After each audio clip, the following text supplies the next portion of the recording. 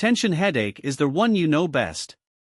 A tight band squeezing around your head, dull and constant, like someone slowly closing a vice. It's not damaged. It's muscle. Here's the mechanism: stress and bad posture make the muscles in your scalp, neck, and jaw clench without your permission. That clenching cuts off blood flow and irritates nerves, and your brain reads that irritation as pain. Your body isn't broken. It's just been braced for a fight that never came. Here's the thing: you think this headache comes from thinking too hard. It doesn't. It comes from your body physically preparing for danger that's purely psychological. Your shoulders are guarding against an email. That means the modern workday is quietly training your muscles to treat a Slack notification like a physical threat. It feels like your mind is tired. It's actually your body standing guard. Migraine isn't a bad headache. It's a full neurological event, throbbing on one side, often dragging nausea and light sensitivity along with it. Calling it just a headache is like calling a hurricane just wind. Here's what's happening inside. Your brain's blood vessels constrict and then rebound dilate, while a wave of electrical activity sweeps across the cortex, misfiring nerves and flooding your brain with inflammatory chemicals. That's why light burns, sound stabs, and even your own heartbeat feels like a drumline in your skull. Here's where it gets interesting: migraines aren't random. Many people get a warning phase hours before the pain, called the prodrome: mood shifts, food cravings, yawning, brain fog. Your brain is broadcasting the storm before it lands, but almost nobody's trained to read the signal. The real cost isn't just the pain. It's the disbelief millions get told to push through a neurological event. A migraine doesn't ask for sympathy. It demands to be believed. In cluster headache, doctors call this their suicide headache, and that name isn't dramatic, it's accurate. A cluster headache is a stabbing, burning pain behind one eye so intense that people rock, pace, or bang their head against walls just to compete with it. The mechanism traces back to your hypothalamus, the brain's internal clock. It malfunctions and triggers a chain reaction: blood vessels around one eye swell and inflame, nerves flood with pain signals, and your eye may water or your nose may run on just that one side. Here's the part most people don't sit with: these attacks come in clusters, sometimes at the exact same time every day, for weeks. Your body isn't just in pain. It's on a schedule with agony. Imagine dreading 2 a.m. every single night, not from fear, but from a body that keeps an appointment with pain. It doesn't just hurt. It trains you to fear the clock. Sinus headache: one feels like pressure behind your face, cheeks, forehead, and the bridge of your nose, all aching under a dull weight. Most people assume it's just allergies acting up. Here's the mechanism: your sinuses are hollow air pockets, and when they get inflamed or clogged with mucus, that trapped air and fluid pushes outward against the bone and tissue around it. Pressure builds with nowhere to escape, and your face becomes the pressure gauge. Here's the surprising part: studies suggest most people who self-diagnose a sinus headache are actually experiencing a migraine. Their facial pressure, nasal symptoms, and watery eyes overlap so closely that true sinus headaches, caused by actual infection, are far rarer than people assume. That means millions are treating a neurological condition with decongestants, and wondering why it never actually goes away. It looks like your face. It's often your brain wearing a disguise. Hormonal headache doesn't follow stress or weather. It follows your calendar. Many people notice it striking at almost the exact same point in their cycle, month after month, with brutal consistency. The mechanism is chemical. Estrogen levels drop sharply right before menstruation, and that drop destabilizes the blood vessels and neurotransmitters in your brain that normally keep pain signals in check. When estrogen falls, your brain's natural pain gatekeeper falls with it. Here's the thing most people don't sit with: this isn't just PMS.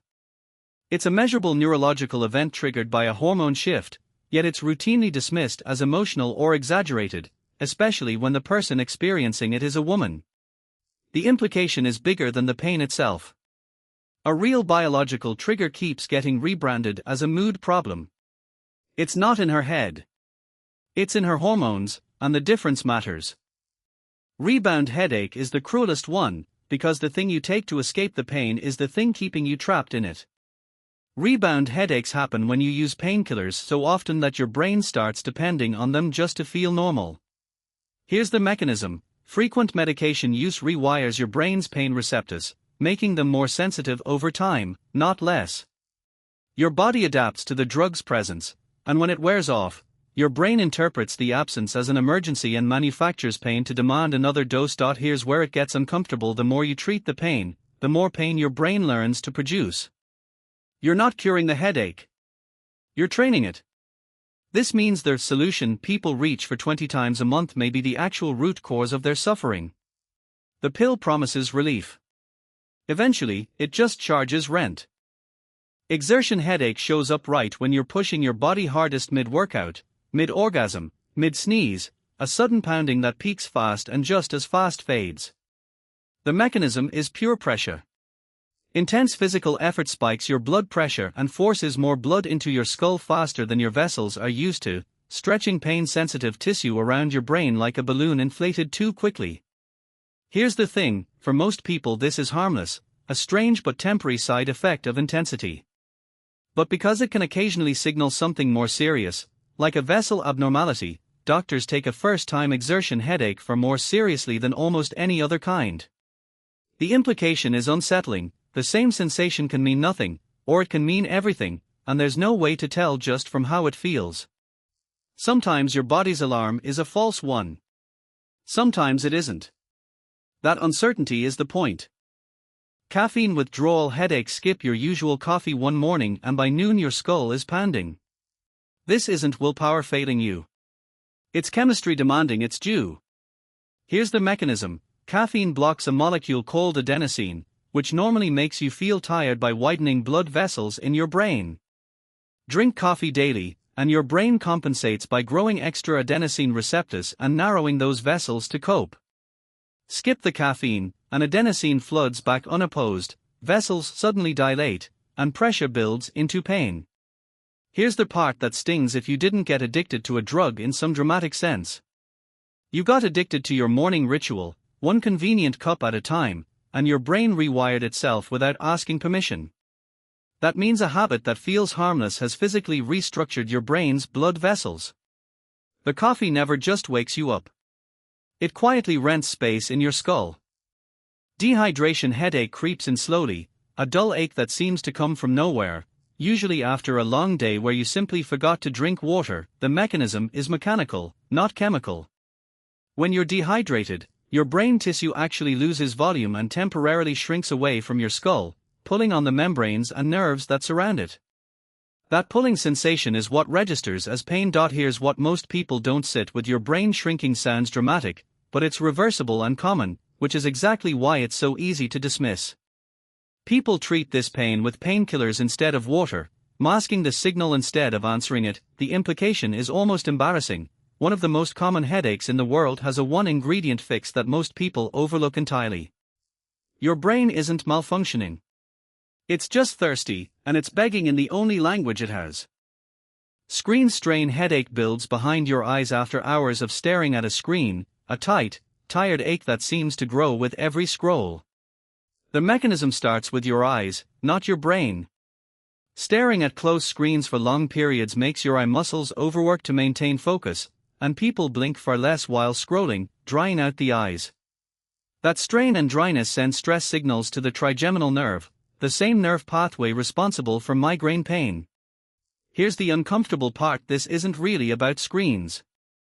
It's about the complete absence of natural blinking and distance shifting your eyes evolved to do constantly, all day, outdoors. Your eyes weren't built to lock onto one flat, glowing rectangle for 9 hours straight. The cost of convenience is a body quietly rebelling against its own design. Your eyes aren't tired from screens. They are starving for distance. What this actually means: none of these headaches are the same event wearing different masks. They are different systems in your body: muscles, hormones, vessels, chemistry, hydration, each one screaming through the exact same channel, because pain doesn't come with subtitles. You've spent your whole life treating the symptom and ignoring the sentence. Every headache is a message written in a language your body assumes you already speak. The question isn't whether you'll get another one. You will. The question is whether you'll finally stop translating it as annoying and start reading it as true.